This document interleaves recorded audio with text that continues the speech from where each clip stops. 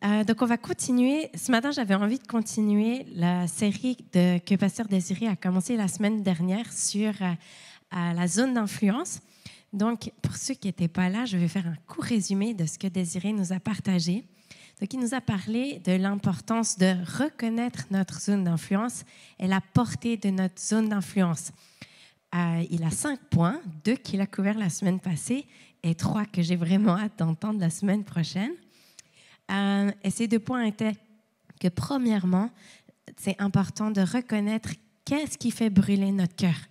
Quelle est la compassion qu'on ressent qui nous pousse à l'action? Pas juste la compassion qu'on se dit « Oh mince, je suis désolée, oh zut », mais cette compassion qui nous pousse à vouloir faire quelque chose et à faire quelque chose. Quand on reconnaît ça, c'est Dieu qui nous a donné cette zone d'influence. Mais le deuxième point, c'était aussi où est-ce qu'on est considéré? Où est-ce qu'on est honoré? Ça paraît un peu bizarre de dire je dois aller regarder où est-ce que les gens ils me considèrent et m'honorent, mais quand on voit la vie de Jésus, eh ben là où il n'était pas considéré, pas honoré, comme dans sa ville natale, il était limité dans son influence. Il n'a pas pu faire autant de miracles qu'il pouvait. Donc c'est important de reconnaître quels sont les endroits où on est considéré et honoré.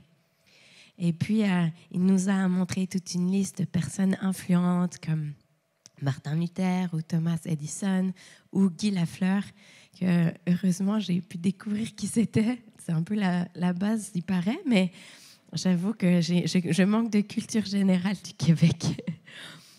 Donc, quand j'avais 16 ans ou 15 ans, j'ai fait un camp d'été en France qui s'appelait les History Makers. Les faiseurs d'histoire. Il fallait le dire à la française parce qu'on était en France. Donc, c'était les history makers, les history makers.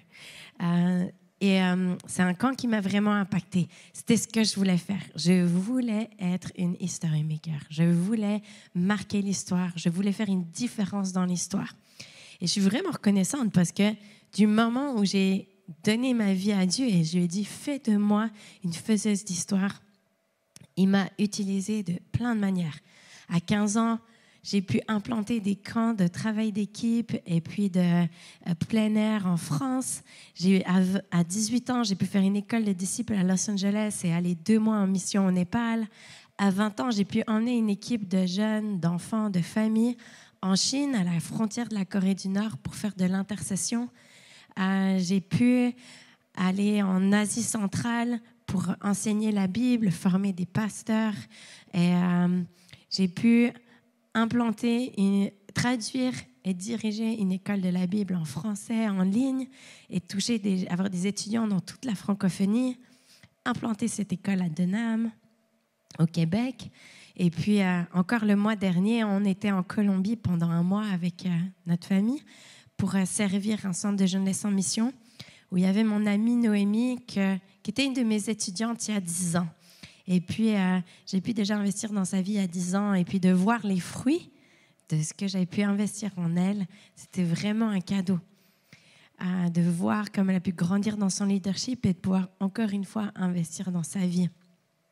Donc là, vous vous dites, c'est bon, elle a fini de faire son CV et de se la péter avec tout ce qu'elle fait.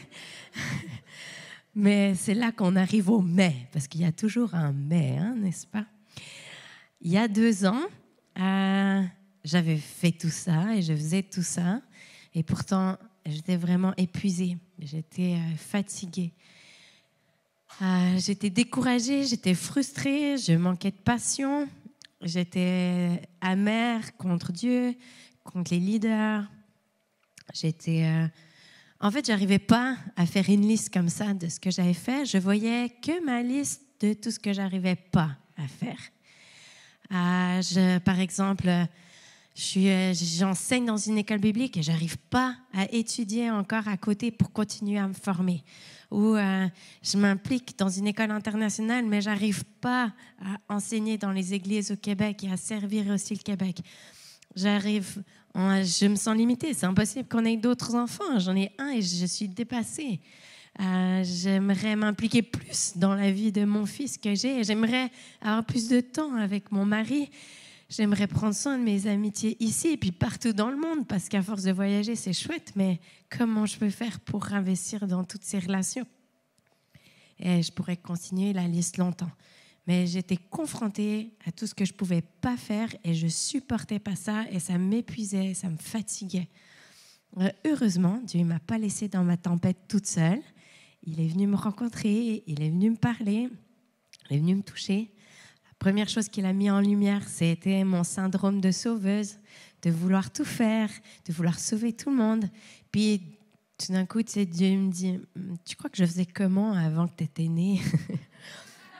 Tu crois que je faisais comment avant que tu serves? » Je me débrouillais pas mal, t'inquiète pas. Et tu sais, ça te remet juste à ta place. Mais en même temps, il aime travailler avec nous. Il aime faire des choses avec nous. Et ensuite, on a fait tout ce chemin d'essayer de remettre nos priorités dans le bon ordre, dans notre famille, dans notre couple, puis retrouver c'est quoi que Dieu il veut, comment est-ce que Dieu veut nous utiliser. Et on a eu le privilège d'avoir une année sabbatique pour justement faire ce travail de tri. On fait du tri quand on déménage, mais des fois, on a besoin de faire le tri dans notre tête et dans nos priorités. Et une des personnes qui a eu une grosse influence pour nous dans ce temps sabbatique, c'est un pasteur en Oregon qui s'appelle John Mark Comer, qui a écrit un livre qui s'appelle « The Ruthless Elimination of Hurry ». Donc, c'est l'élimination sans relâche de tout ce qui nous presse. C'est être déterminé à ne plus être pressé. Alors, c'était exactement ce qu'on avait besoin. Ça nous a beaucoup défiés. Ça nous a fait beaucoup de bien.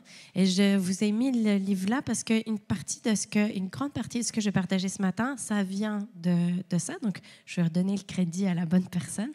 Et puis, pour ceux qui parlent anglais, il n'est pas traduit en français, mais ceux qui parlent anglais, qui lisent l'anglais en tout cas, je vous encourage vraiment à lire ce livre. Donc, dans la Genèse, on lit qu'on a été créé à l'image de Dieu. Et ça, c'est quelque chose d'incroyable. Ça nous parle de notre valeur. Ça nous parle de la relation qu'on a avec Dieu. Ça nous parle du potentiel incroyable qu'on a. Ça nous parle du fait qu'on est appelé à régner sur terre avec Dieu. Ça nous parle qu'on est son représentant de son autorité. Mais Adam, il est aussi décrit comme créé à partir de la poussière. Et après la chute, même c'est dit qu'il va retourner à la poussière après. C'est les conséquences de la chute, c'est la mort de la poussière. Il va retourner à la poussière. Et c'est une description qui nous montre que, en ce moment, on est encore mortel. Je suis désolée si vous pensiez que vous étiez immortel, mais en fait, oui, un jour, on aura l'éternité, on aura des nouveaux corps, on sera des nouvelles personnes au ciel, sans limite. Mais pour l'instant, on est encore sur terre, on est encore mortel. Et contrairement à Dieu, on n'est pas infini, on n'est pas sans limite. Et notre but, en tant que croyant, en tant que disciple, c'est d'apprendre à vivre à l'image de Dieu, avec tout notre potentiel, mais aussi avec nos limites. Et pourtant, c'est quelque chose de difficile parce qu'aujourd'hui, les gens, ils veulent vivre sans limite. Il y a beaucoup de livres sur comment développer son potentiel, comment grandir dans son leadership, comment devenir une personne meilleure, comment avoir une meilleure santé, un meilleur corps, un meilleur, tout pour être mieux. Il n'y a pas beaucoup de livres ou de ressources pour nous dire comment vivre avec nos limites. Peut-être que ça vendrait aussi moins bien. Imaginez le livre « Comment accepter nos limites, faire la paix avec notre mortalité et notre insignifiance cosmique ». Pas sûr qu'il y ait beaucoup de gens qui ont envie de l'acheter. Mais c'est ça. Aujourd'hui, il y a une pression de la société qu'il faut tout voir, il faut tout faire, il faut tout essayer, il faut tout lire, il faut essayer de toujours grader dans les échelons de la société, il faut être ami avec tout le monde, il faut trouver une solution à tous les problèmes, il faut toujours avoir de l'énergie, il faut toujours être en santé. Et même parmi les chrétiens, si tu n'es pas en santé, est-ce que tu as assez prié? Est-ce que tu as des problèmes d'incrédulité? Et je ne dis pas qu'il ne faut pas prier, je ne dis pas que des fois, il n'y a pas des problèmes, mais il y a un peu cette pression de « non, mais il faut que tout aille bien dans notre vie, il faut qu'on soit bon dans tout ». Et même, il faut toujours qu'on ait l'air jeune. Il n'y a pas de problème à faire la chirurgie esthétique parce qu'il faut faire croire qu'on n'a pas de limite. Il faut faire croire qu'on est immortel. Alors que ce n'est pas du tout ça. Et c'est ça la bonne nouvelle, en fait, que Dieu il nous donne, c'est qu'on ne peut pas tout faire. Et qu'on a des limites. Et c'est ça que j'ai envie de parler ce matin, c'est de vivre dans notre zone d'influence, dans nos limites. Et en fait, on a beaucoup de limites en tant qu'humain. On a notre corps. Notre corps est une limite. On peut être qu'à un endroit à la fois. On doit manger, on doit boire, on doit dormir. Notre pensée, c'est aussi une des limites qu'on a. On ne va jamais pouvoir tout savoir. Alors oui, on peut développer notre pensée, on peut étudier, on peut lire, on peut se pousser, mais on ne va jamais pouvoir tout savoir. Et c'est important de reconnaître ça. Nos dons. Dieu, il nous a tous donné des dons et ça fait partie de notre potentiel. Et c'est important de le connaître et c'est important de le développer, nos dons. D'ailleurs, je parle des limites, mais la semaine prochaine, Désiré va parler de la croissance et j'imagine, il ne m'a pas donné une note de son message, mais j'imagine qu'il va parler du développement, de la croissance de notre potentiel et c'est autant important que des limites.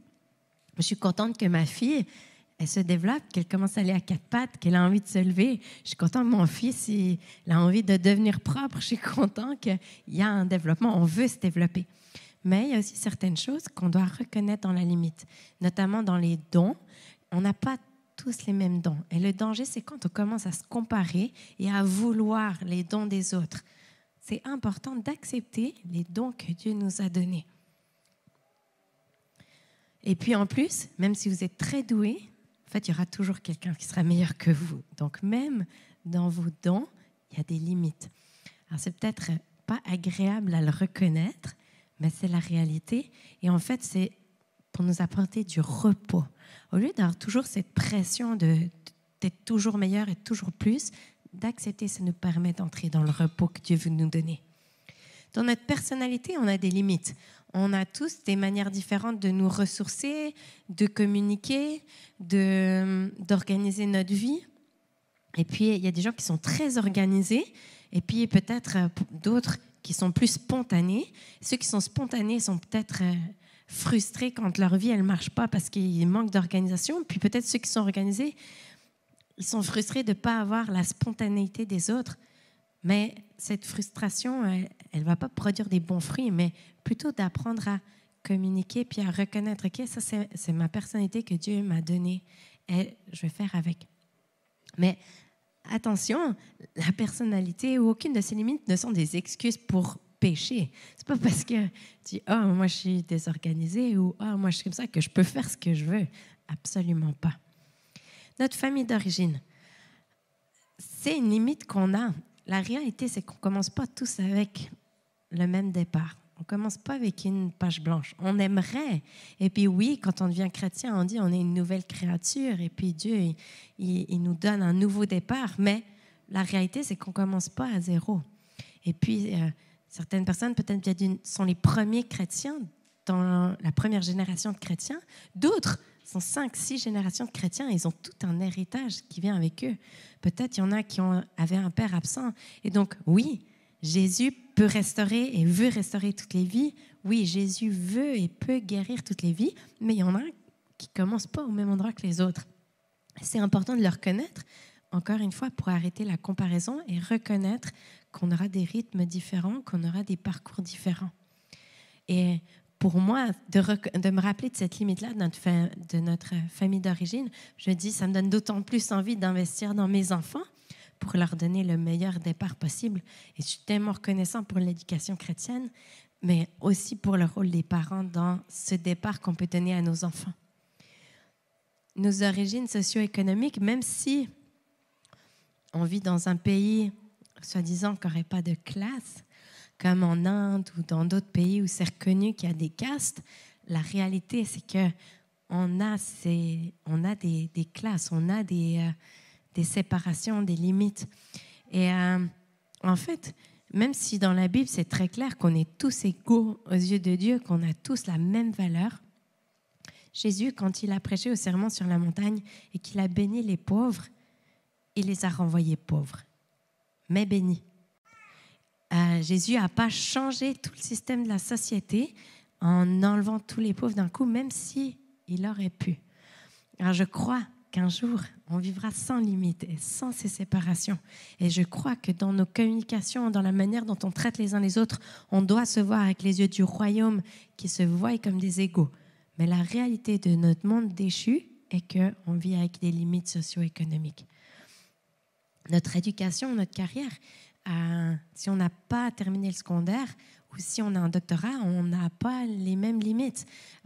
Quelqu'un qui n'a pas fini le secondaire, il aura peut-être un revenu plus bas, mais celui qui a un doctorat, il aura d'autres pressions. Il devra toujours travailler plus pour être toujours le meilleur dans son domaine ou toujours se pousser. Et donc, ce n'est pas les mêmes limites, mais il y a des limites, peu importe l'éducation et peu importe la carrière.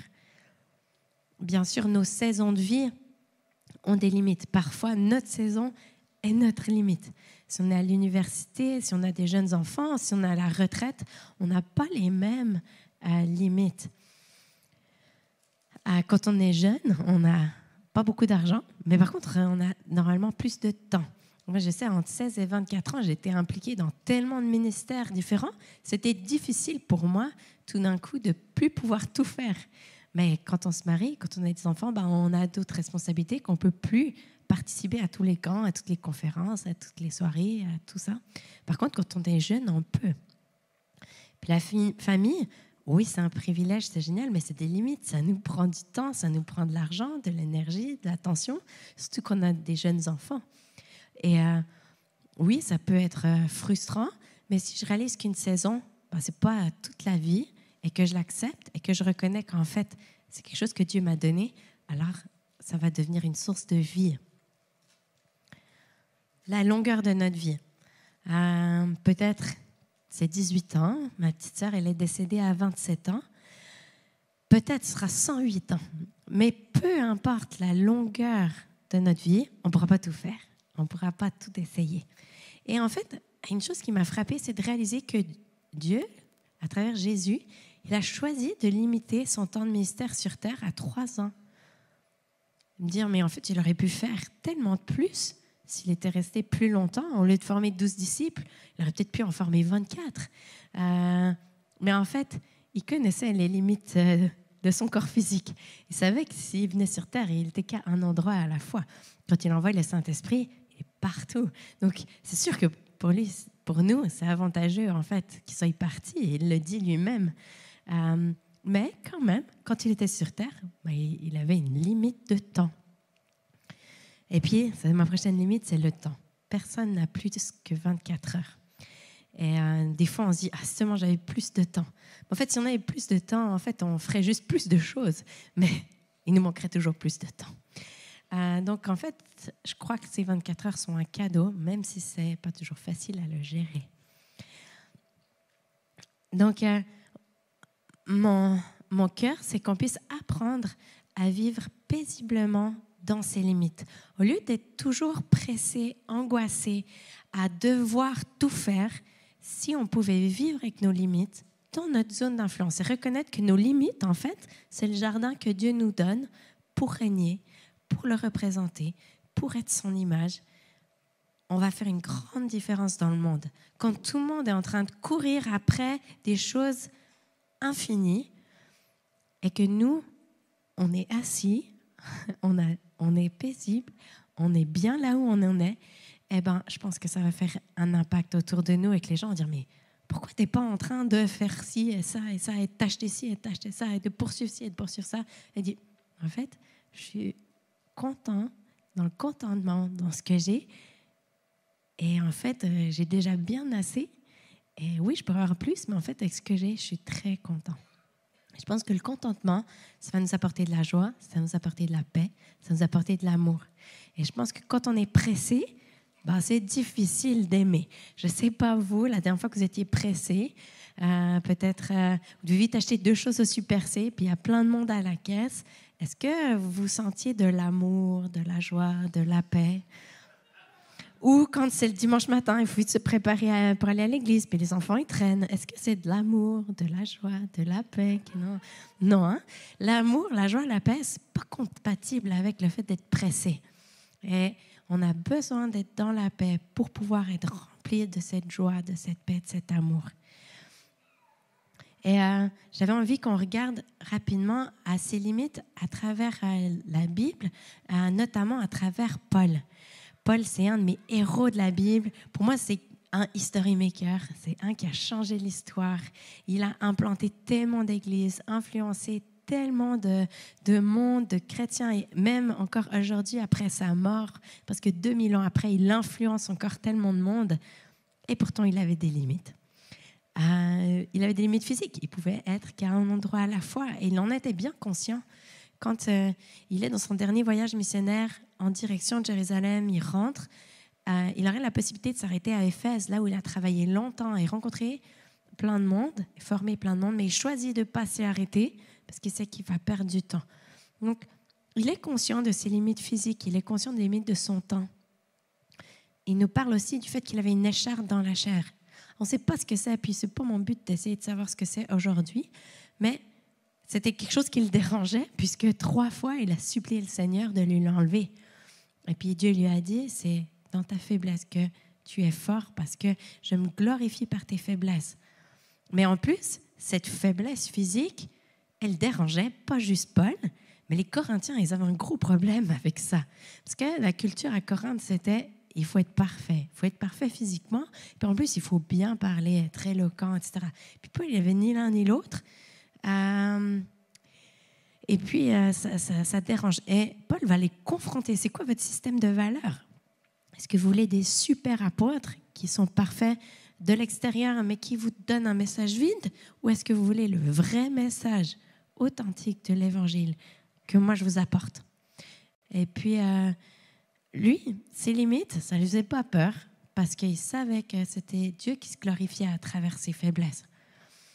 Alors, quelles sont les limites physiques qu'on aimerait peut-être se débarrasser pour mieux fitter, on penserait qu'on aurait un meilleur impact si on était différent physiquement. Peut-être que Dieu, il veut qu'on soit différent. Il avait des limites dans ses dons. En fait, oui, c'était quelqu'un de très doué, comme implanteur d'église, comme formateur, comme enseignant. Mais par rapport à d'autres enseignants de l'époque, notamment Apollos, il était moins bon. Il parlait moins bon, il était moins bien, il était moins éloquent.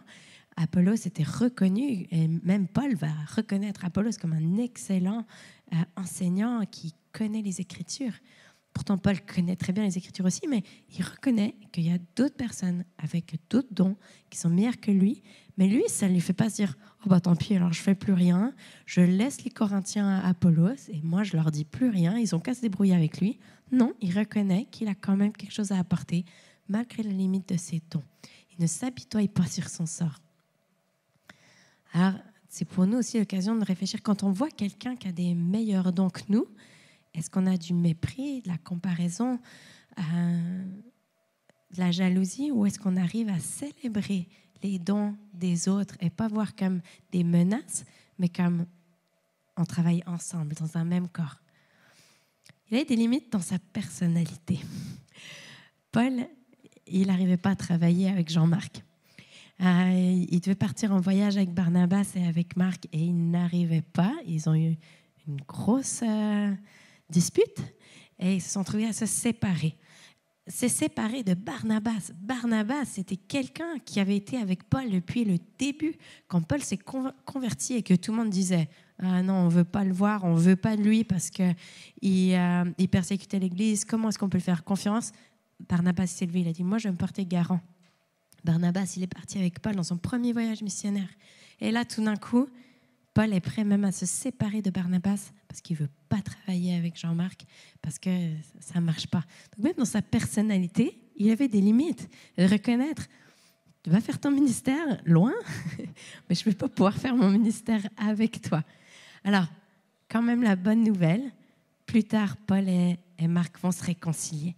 Et à la fin de son ministère, Marc va être proche de Paul. Et ça réchauffe notre cœur. C'est possible. Mais la réalité, c'est qu'on a aussi des limites dans nos personnalités. On ne va pas pouvoir être amis avec tout le monde. On ne va pas pouvoir être meilleurs amis avec tout le monde. On ne va pas pouvoir résoudre les problèmes de tout le monde.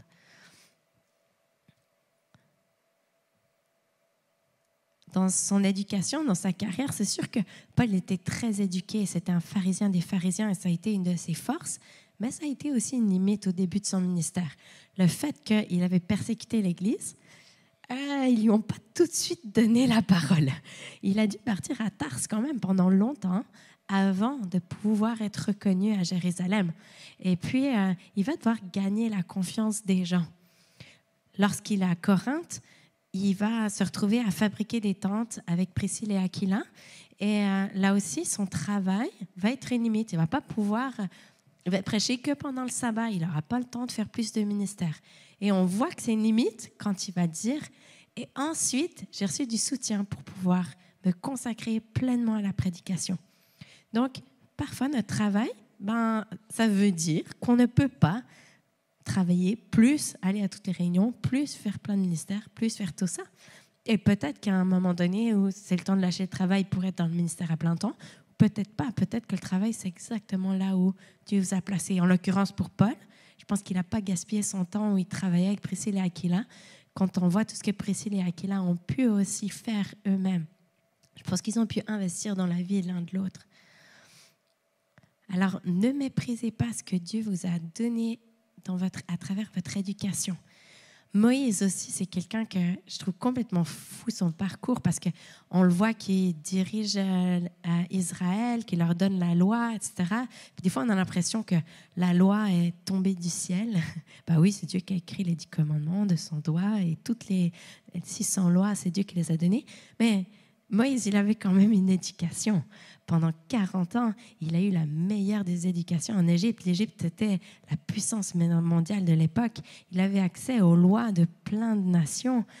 Donc, d'ailleurs, ce n'est pas pour rien que la loi juive est très similaire à d'autres lois de l'époque. C'est que Moïse, il connaissait les autres lois, mais simplement, il arrivait à avoir la vision de Dieu, le cœur de Dieu à travers la loi, et donc changer ce qui est du monde pour amener ce qui est le cœur de Dieu. Mais il avait une éducation qui lui permettait de faire ça. Puis ensuite, il a passé 40 ans dans le désert. Donc, quand il s'est retrouvé dans le désert avec tout un peuple, il avait 2-3 bases pour savoir comment survivre.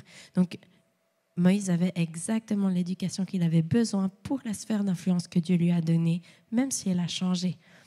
Mais après, peut-être, vous dites, moi, je n'ai pas l'éducation du top. Dieu a aussi utilisé des bergers comme Amos, qui n'avaient pas d'éducation pour parler. Donc, ne méprisez pas non plus votre éducation en disant, je n'ai pas beaucoup d'éducation, donc Dieu ne peut pas m'utiliser. C'est absolument pas vrai. Et puis, peut-être, comme Paul a dû patienter avant d'avoir l'impact qu'il a eu par rapport à Pierre. Pierre, il a reçu le Saint-Esprit tout de suite après, 3000 personnes qui se convertissent. Paul, il a dû attendre un peu plus longtemps. Peut-être que Dieu va vous demander de patienter. J'ai beaucoup parlé de ça avec un jeune en Colombie qui a clairement un appel pour le gouvernement, et il a eu des opportunités de travailler dans des partis chrétiens, mais comme il était jeune et qu'il travaillait avec d'autres pasteurs avec plus d'expérience, ils l'ont tout de suite méprisé. Alors pour lui, c'était difficile parce qu'il sent des choses qui bouillonnent en lui, il a à cœur son pays, il a envie de voir des changements. Pour l'encourager à dire, sois patient, sois un exemple, grandis en faveur avec les hommes. Même Jésus, on lit dans Luc 2 qu'il a grandi en faveur avec les hommes. Et nous aussi, parfois, peut-être, ça va demander de la patience dans notre zone d'influence pour avoir de la faveur, pour ensuite faire une différence. Puis bien sûr, dans sa vie, Paul a eu plusieurs saisons, des saisons de formation, des saisons très intenses de ministère, de voyage, puis aussi des saisons de prison, où là, il était un peu plus limité. Alors, c'est Paul, il n'est pas inactif, il encourage, il écrit des lettres, il prie, il loue, mais il était quand même limité. Il ne pouvait plus aller partout où il voulait. Et peut-être qu'il y a des saisons de vie qui semblent comme être une prison. Quand on a des jeunes enfants à la maison et qu'il faut rester pour les siestes et les dodos, et c'est ça, on a l'impression d'être en prison, mais non, c'est une belle saison. Et peu importe quelle est votre saison, que vous soyez à l'université ou à la retraite, Vous avez des enfants qui viennent de quitter la maison. C'est une autre saison aussi quand on n'a plus d'enfants. À la maison, qu'est-ce qu'on fait? Comment est-ce qu'on utilise ce temps de nouveau qu'on a, cet espace que tout d'un coup on a? Comment est-ce qu'on peut utiliser cette saison? Surtout, il n'y a jamais de saison trop vieille. On peut toujours être utilisé. Et puis Paul aussi, il avait une limite dans la durée de sa vie. Il n'était pas immortel. Même si son impact dure encore aujourd'hui, lui-même, il est décédé. Et il en était très conscient de ne pas gaspiller non plus ses derniers jours et ses derniers temps en écrivant encore des lettres comme la lettre de 2 Timothée. Et c'est aussi un encouragement pour nous de se rappeler, d'être conscient. Peut-être on est jeune puis on se dit « Ah, mais j'ai encore le temps d'y penser. » Mais en même temps, c'est même quand on est jeune qu'on prépare l'héritage qu'on veut laisser. Donc, quel est l'héritage qu'on veut laisser plus tard? Et les limites dans son appel, on pourrait se dire, non mais Paul, il avait déjà un appel tellement grand, il ne pensait pas à ses limites, mais il avait quand même des limites, il ne pouvait pas tout faire. C'est pour ça qu'il va envoyer Tite en Crète, par exemple, pour travailler, ou Timothée à Éphèse. Paul, c'est le champion d'équiper d'autres à faire d'autres choses. D'ailleurs, Tite, il l'envoie en Crète, mais pour équiper des anciens, pour mettre des anciens en place, même pas pour que Tite reste. Donc, il multiplie, il libère, il est très conscient de ses limites, il est très conscient du besoin que chacun se prenne sa place. Parce que s'il y a une personne qui fait tout, il y a plein de gens qui sont inactifs et qui gaspillent leur potentiel. Donc, il veut que tout le monde puisse trouver sa place et il va les libérer. Et c'est ce qu'il connaît dans la beauté des limites de son appel. Et même si ce n'est pas une histoire directement liée à Paul, j'aime cette histoire au début des Actes, quand tout d'un coup, il se retrouve avec un problème avec des veuves qui doivent nourrir, qui doivent prendre soin. Puis ceux qui prêchent l'Évangile, ils reconnaissent qu'on ne peut pas continuer à prêcher l'Évangile et à prendre soin des veuves. On a besoin qu'il y ait d'autres personnes qui se lèvent. Et si nous, on le fait, on n'aura plus assez de temps pour prêcher.